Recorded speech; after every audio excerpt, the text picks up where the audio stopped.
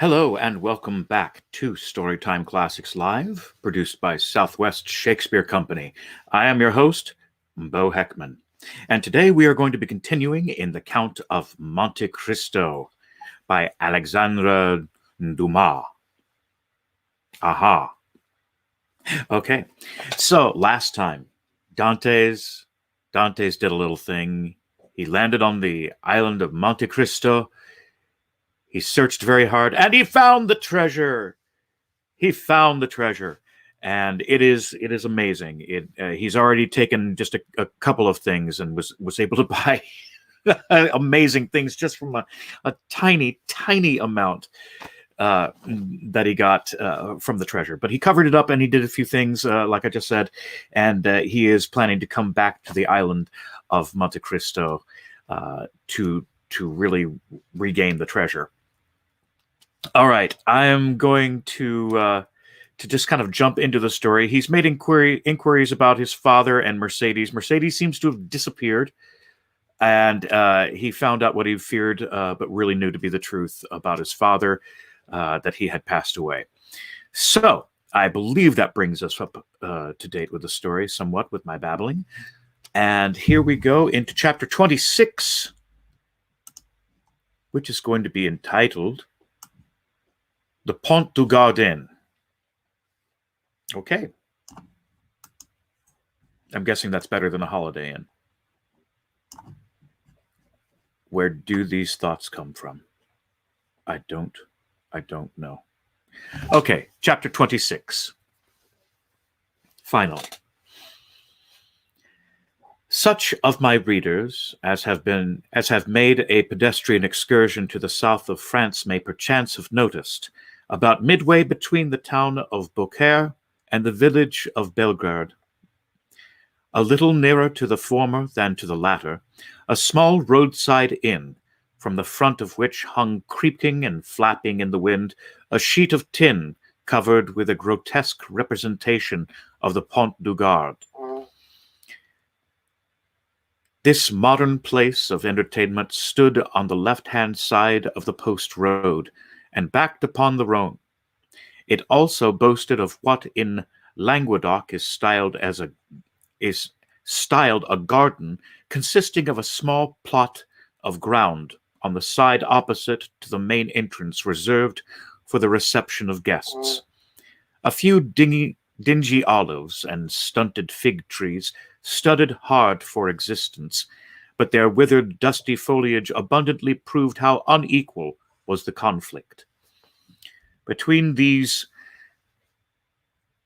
sickly shrubs grew a scantily supply of garlic, tomatoes, and shallots, while, lone and solitary, like a forgotten sentinel, a tall pine raised its melancholy head in one of the corners of its unattractive spot, and displayed its flexible stem and fan-shaped summit dried and cracked by the fierce heat of the subtropical sun. In the surrounding plain, which more resembled a dusty lake than solid ground, were scattered a few miserable stalks of wheat, the effect, no doubt, of a curious desire on the part of the agriculturists of the country to see whether such a thing as the raising of grain in those parched regions was practicable. Each stalk served as a perch for a grasshopper, which regaled the passers-by through this Egyptian scene with its strident, monotonous tone.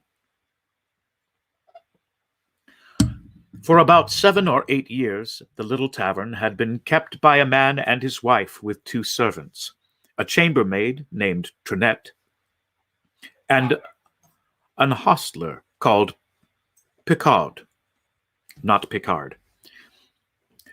This small staff was quite equal to all the requirements for a canal between Beaucaire and the Aiguamortes, had revolutionized transportation by substituting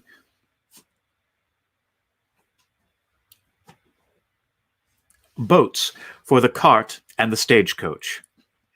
And as though to add to the daily misery which this prosperous canal inflicted on the unfortunate innkeeper, whose utter ruin it was fast accomplishing, it was situated between the Rhone, from which it had its source, and the post road it had depleted, not 100 steps from the inn of which we have given a brief but faithful description.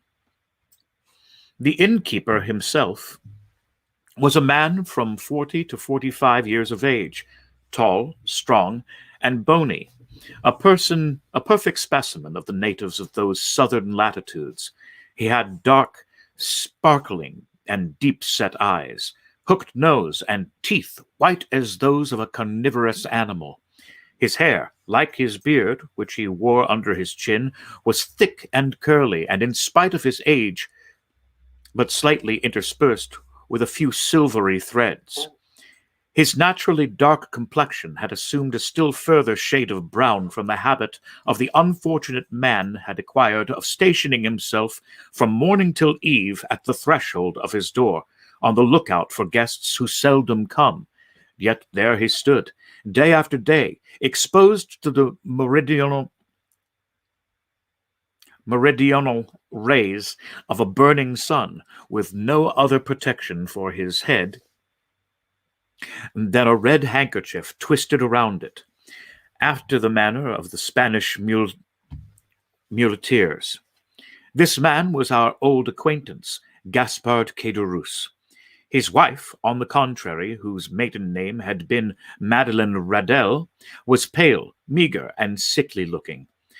Born in the neighborhood of Arles, she had shared in beauty for which its women are proverbial, but that beauty had gradually withered beneath the devastating influence of the slow fevers so prevalent among dwellers by the ponds of Aguamortes and the marshes of Cameroon.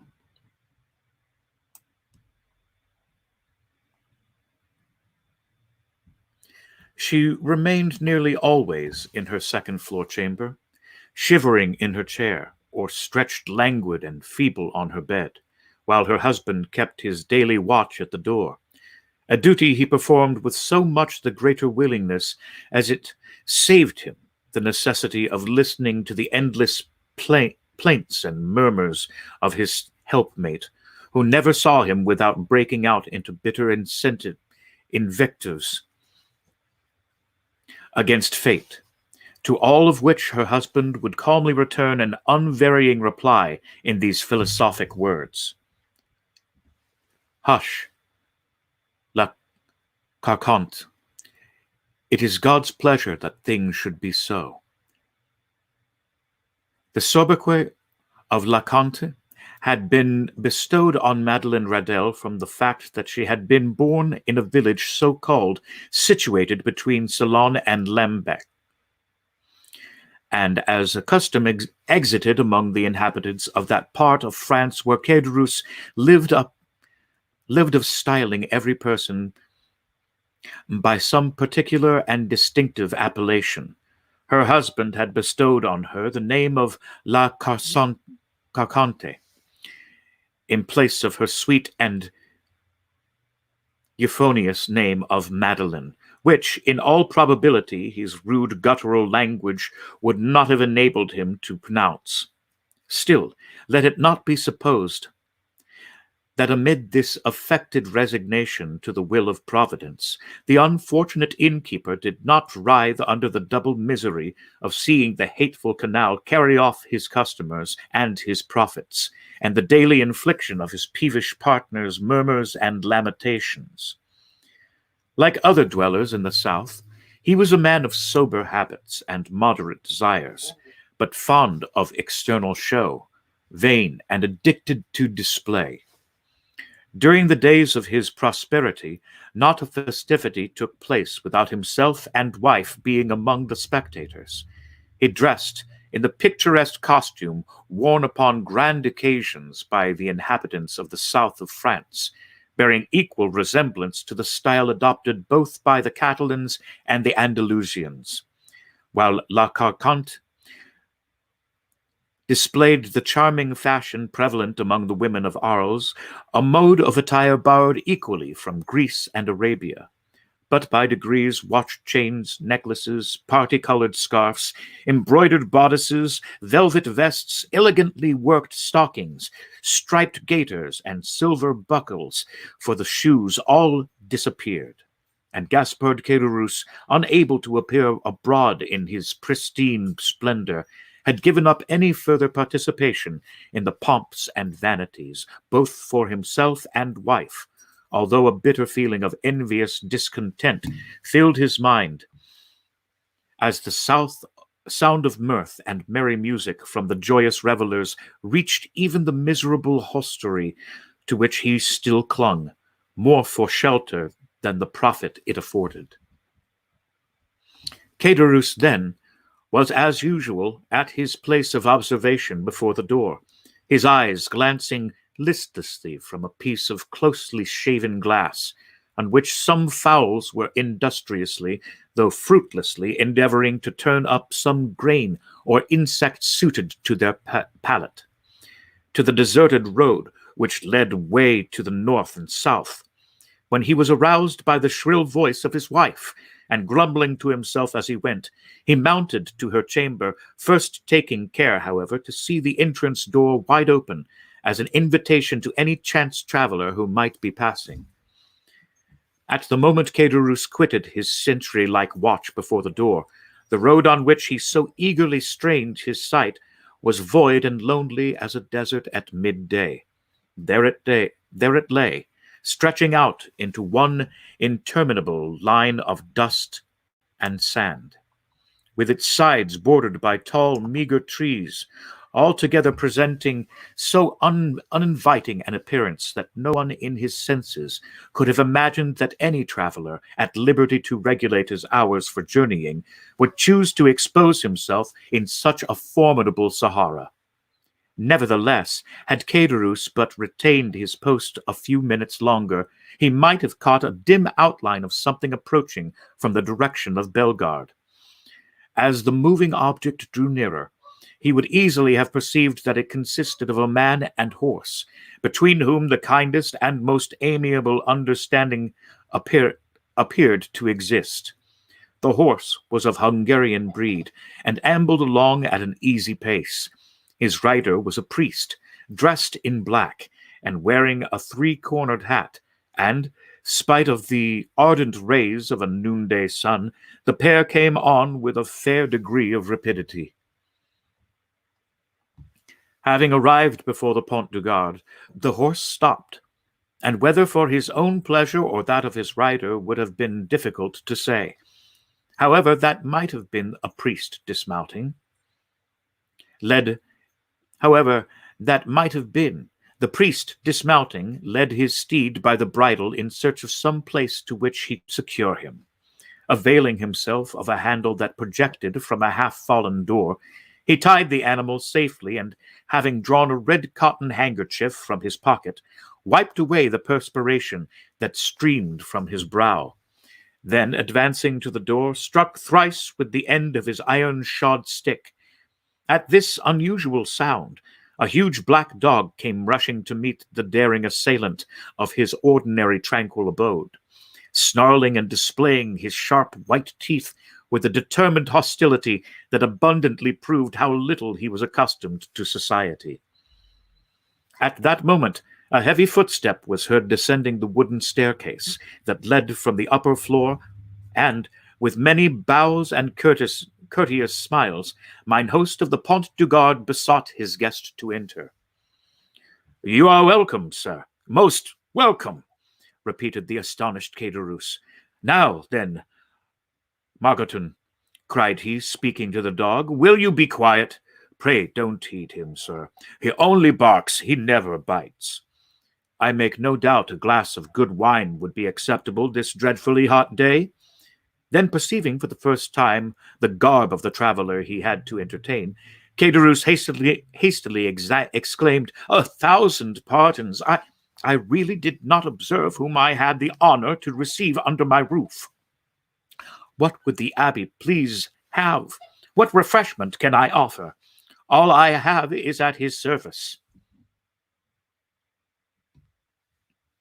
The priest gazed on the person addressing him with a long and searching gaze.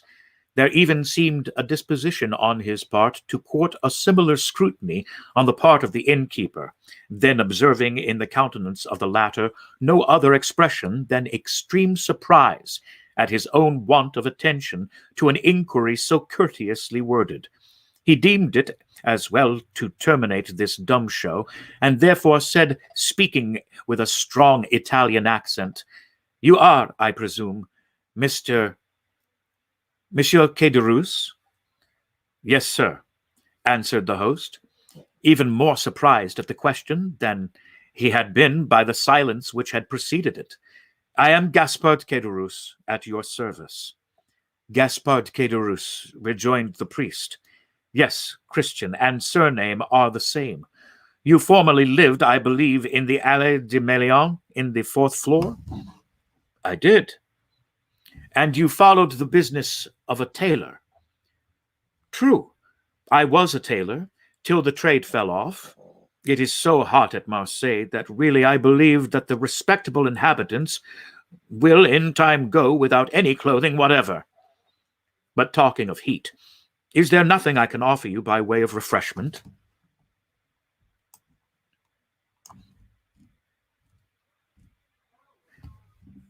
"Yes. Let me have a bottle of your best wine, and then, with your permission, we will resume our conversation from where we left off." "As you please, sir," said Caderousse, who, anxious not to lose the present opportunity of finding a customer for one of the few bottles of Cahors still remaining in his possession, hastily raised a trapdoor in the floor of the apartment they were in, which served both as parlor and kitchen.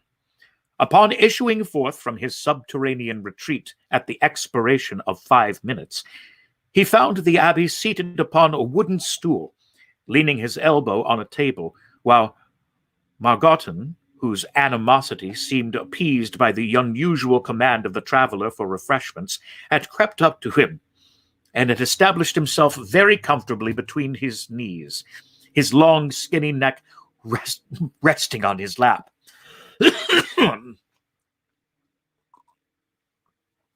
While his dim eye was fixed earnestly on the traveler's face.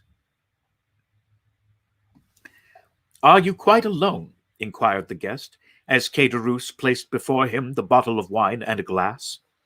Quite alone," replied the man, "or at least practically so, for my poor wife, who is the only person in the house besides myself, is laid up with illness and unable to render me the least assistance. Poor thing." "You are married, then?" said the priest, with a show of interest, glancing round as he spoke at the scanty furnishings of the apartment. "Ah, sir," said Caderousse with a sigh, "it is easy to perceive I am not a rich man, but in this world a man does not thrive the better for being honest." The abbé fixed on him a searching, penetrating glance. "Yes, honest. I can certainly say that much for myself," continued the innkeeper, fairly sustaining the scrutiny of the abbé's gaze. "I can boast with truth of being an honest man," and continued he significantly, with a hand on his breast and shaking his head, that is more than every one can say nowadays." So much the better for you, if what you assert to be true," said the abbé, "for I am firmly persuaded that, sooner or later, the good will be rewarded and the wicked punished." "For such words as those belong to your profession," answered Caderousse, "and you do well to repeat them. But," added he, with a bitter expression of countenance, "one is free to believe them or not, as one pleases." "You are wrong to speak thus," said the abbé, "and perhaps I may, in my own person, be able to prove to you how completely you are in error." "What mean you?" inquired Caderousse, with a look of surprise. "In the first place, I must be satisfied that you are the person I am in search of. What proofs do you require?" Did you, in the year 1814 or 1815, know anything of a young sailor named Dantes? Dantes. Did I know poor dear Edmond? Why, Edmond Dantes and myself were intimate friends, exclaimed Caderousse, whose countenance flushed darkly as he caught the penetrating gaze of the abbé fixed on him, while the clear, calm eye of the questioner seemed to dilate with feverish scrutiny. You remind me, said the priest, that the young man concerning whom I asked you was said to bear the name of Edmond.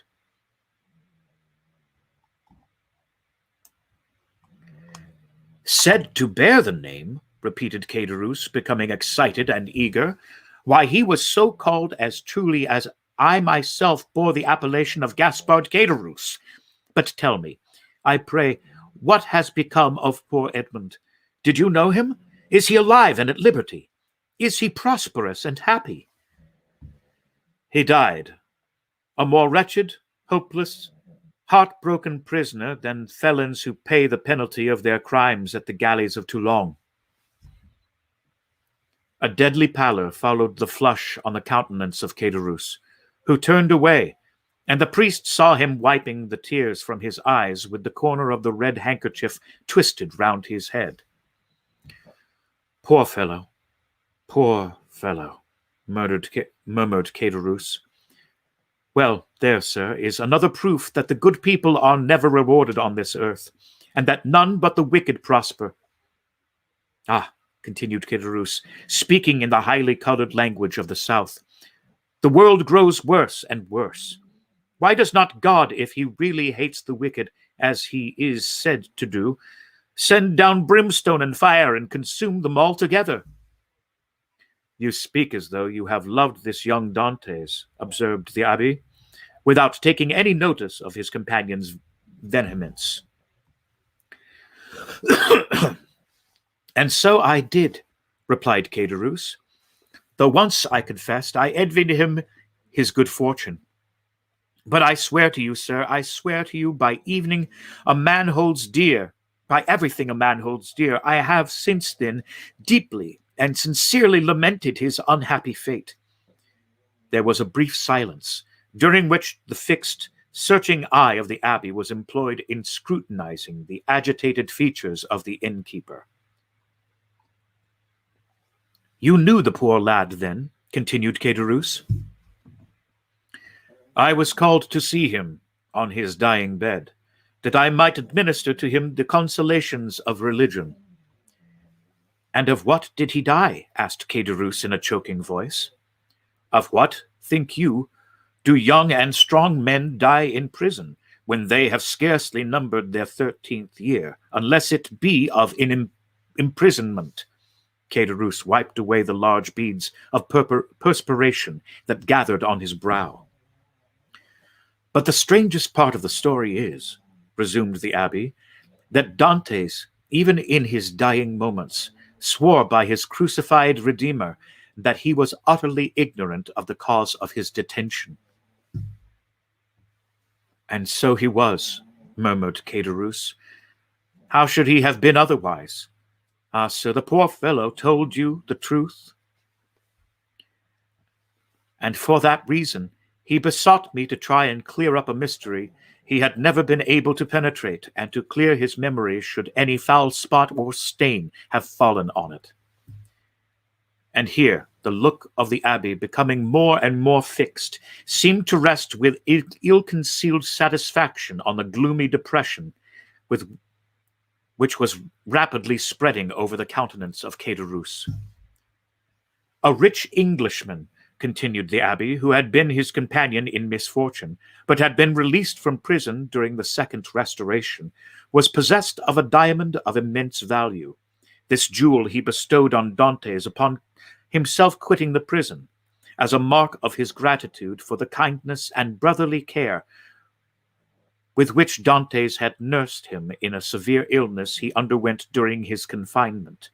Instead of employing this diamond in attempting to bribe his jailers, who might only have taken it and then betrayed him to the governor, Dantes carefully preserved it, that in the event of his getting out of prison,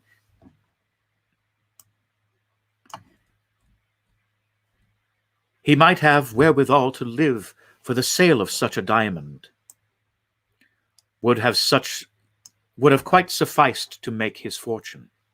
Then, I suppose, asked Caderousse, with eager, glowing looks, that it was a stone of immense value? While everything is relative, answered the abbé, to one in Edmond's position the diamond certainly was of great value. It was estimated at 50,000 francs. Bless me, exclaimed Caderousse. 50,000 francs! Surely the diamond was as large as a nut to be worth all that. No, replied the abbé, it was not of such a size as that, but you shall judge for yourself. I have it with me. The sharp gaze of Caderousse was instantly directed towards the priest's garments, as though hoping to discover the location of the treasure. Calmly drawing forth from his pocket a small box covered with black shagreen, the abbé opened it and displayed to the dazzled eyes of Caderousse the sparkling jewel it contained, set in a ring of admirable workmanship. And that diamond, cried Caderousse, almost breathless with eager admiration, you say is worth 50,000 francs? It is, without the setting, which is also valuable, replied the abbé, as he closed the box and returned it to his pocket, while its brilliant hues seemed still to dance before the eyes of the fascinated innkeeper. But how comes the diamond in your possession, sir? Did Edmond make you his heir?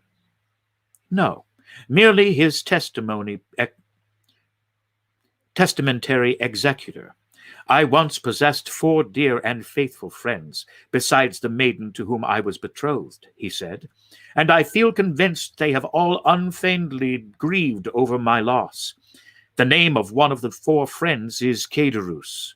The innkeeper shivered. Another of the number, continued the abbé, without seeming to notice the emotion of Caderousse, is called Danglars, and the third, in spite of being my rival, entered a very sincere affection for me. A fiendish smile played over the features of Caderousse, who was about to break in upon the abbé's speech, when the latter, waving his hand, said, "Allow me to finish first, and then if you have any observations to make, you can do so afterwards. The third of my friends, although my rival, was much attached to me. His name was Ferdinand. That of my betrothed was—" Stay, continued the abbé. I have forgotten that he called her. Mercedes, said Caderousse eagerly. True, said the abbé with a satisfied sigh. Mercedes it was. Go on, urged Caderousse. Bring me a carafe of water, said the abbé. Caderousse quickly performed the stranger's bidding, and after pouring some into a glass and slowly swallowing its contents, the abbé, resuming his usual placidity of manner, said, as he placed his empty glass on the table, Where did we leave off?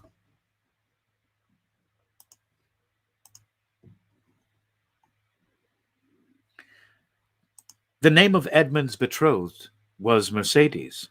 To be sure, you will go to Marseille and Dantes, for you understand, I repeat his words just as he uttered them. Do you understand? Perfectly. You will sell this diamond. You will divide the money into 5 equal parts, and give an equal portion to these good friends, the only persons who have loved me upon earth.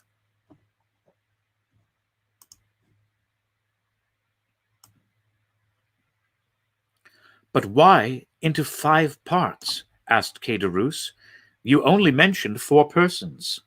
Because the 5th is dead, as I hear.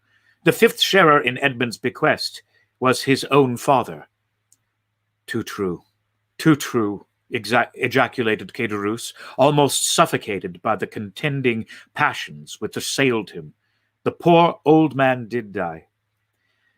I learned so much at Marseille, replied the abbé, making a strong effort to appear indifferent, but from the length of time that has elapsed since the death of the elder Dantes, I was unable to obtain any particulars of his end.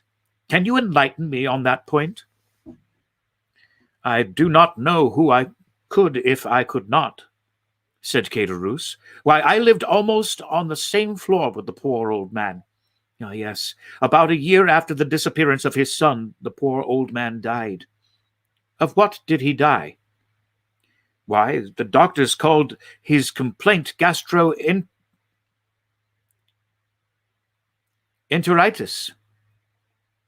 I believe his acquaintances say he died of grief, but I, who saw him in his dying moments, I say he died of... Caderousse paused. Of what? Asked the priest anxiously and eagerly. Why, of downright starvation. Starvation! Exclaimed the abbé, springing from his seat. Why, the vilest animals are not suffered to die by such a death as that. The very dogs that wander houseless and homeless in the streets find some pitying hand to cast them a mouthful of bread. And that a man, a Christian, should be allowed to perish of hunger in the midst of other men who call themselves Christian is too horrible for belief. Oh, it is impossible, utterly impossible.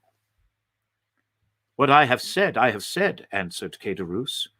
And you are a fool for having said anything about it, said a voice from the top of the stairs. Why should you meddle with what does not concern you? The two men turned quickly and saw the sickly countenance of La Cante peering between the baluster rails, attracted by the sound of voices. He had feebly dragged herself down the stairs, and seated on the lower step, head on knees, she had listened to the foregoing conversation.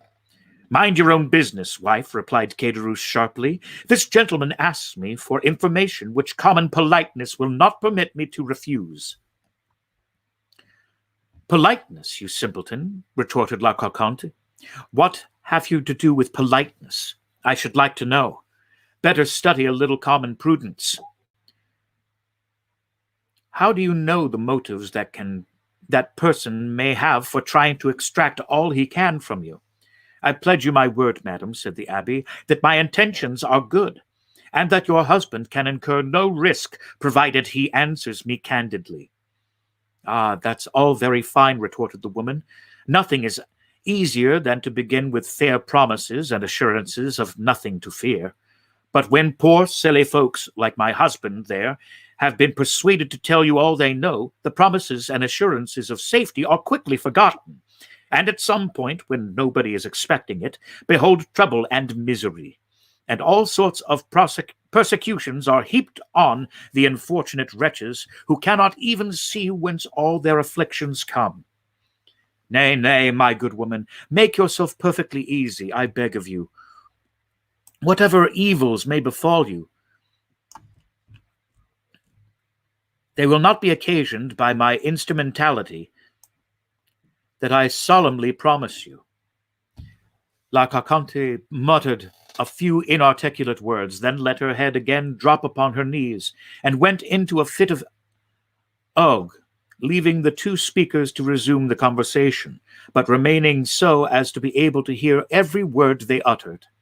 Again the abbé had been obliged to swallow a draught of water to calm the emotions that threatened to overpower him. When he had sufficiently recovered himself, he said, It appears, then, that the miserable old man you were telling me of was forsaken by everyone. Surely, had not such been the case, he would not have perished by so dreadful a death. Why, he was not altogether forsaken, continued Caderousse, for Mercédès the Catalan and Monsieur Morel were very kind to him. But somehow the poor old man had contracted a profound hatred for Ferdinand, the very person, added Caderousse with a bitter smile, that you named just now as being one of Dante's faithful and attached friends. And was he not so? Asked the abbé. Gaspard! Gaspard! Murmured the woman from her seat on the stairs. Mind what you are saying. Caderousse made no reply to these words, though evidently irritated and annoyed by the interruption, but, addressing the abbé, said, Can a man be faithful to another whose wife he covets and desires for himself? But Dantes was so honorable and true in his own nature that he believed everybody's professions of friendship. Poor Edmond, he was cruelly deceived, but it was fortunate that he never knew, or he might have found it more difficult, when on his deathbed, to pardon his enemies. And whatever people may say, continued Caderousse in his native language, which was not altogether devoid of rude poetry, I cannot help being more frightened at the idea of malediction of the dead than the hatred of the living. Imbecile, exclaimed La Carconte. Do you then know in what manner Ferdinand injured Dantes? Inquired the Abbé of Caderousse. Do I? No one better. Speak out then, say what it was. Gaspard, cried La Carconte. Do as you will. You are master, but if you take my advice, you'll hold your tongue. Well, wife, replied Caderousse, I don't know but what you're right. So you will say nothing? Asked the Abbé. Why, what good would it do? Asked Caderousse. If the poor lad were living and came to me and begged that I would candidly tell which were his true and which his false friends, why, perhaps I should not hesitate. But you tell me he is no more, and therefore can have nothing to do with hatred or revenge. So let all such feeling be buried with him.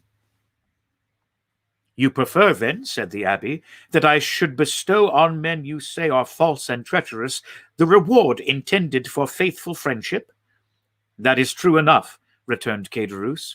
You say truly the gift of poor Edmond was not meant for such traitors as Ferdinand and Danglars. Besides, what would it be to them? No more than a drop of water in the ocean. Remember, chimed La Carconte, those two could crush you in a single blow. How so? Inquired the Abbé.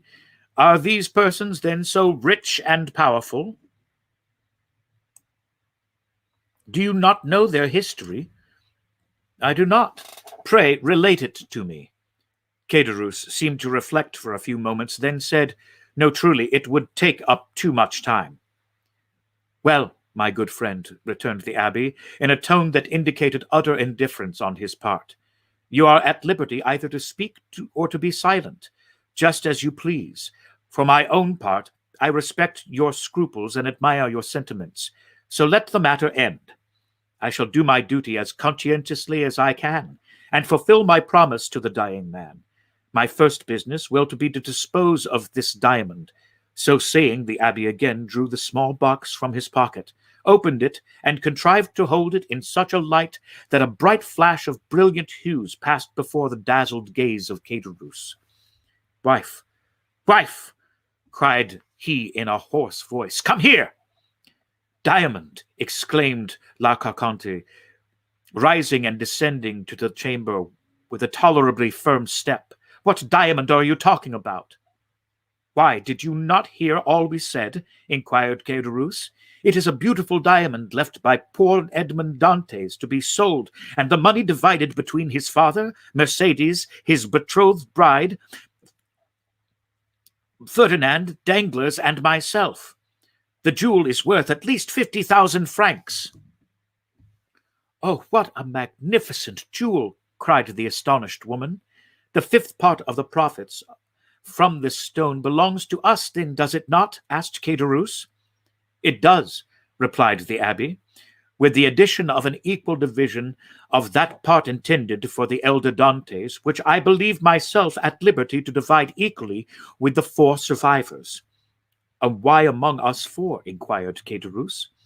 As being the friends of Edmond, esteemed most faithful and devoted to him.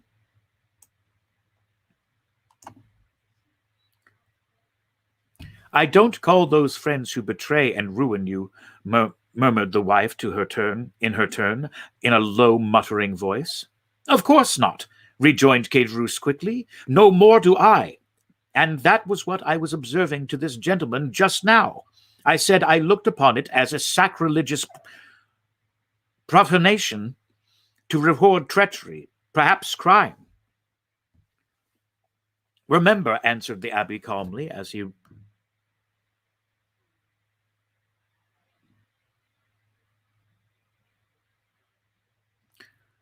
Remember, answered the Abbé calmly, as he replaced the jewel and its case in the pocket of his cassock, it is your fault, not mine, that I do so. You will have the goodness to furnish me with the address of both Ferdinand and Danglars, in order that I may execute Edmond's last wishes. The agitation of Caderousse became extreme, and large drops of perspiration rolled from his heated brow. As he saw the abbé rise from his seat and go towards the door, as though to ascertain if his horse were sufficiently refreshed to continue his journey, Caderousse and his wife exchanged looks of deep meaning.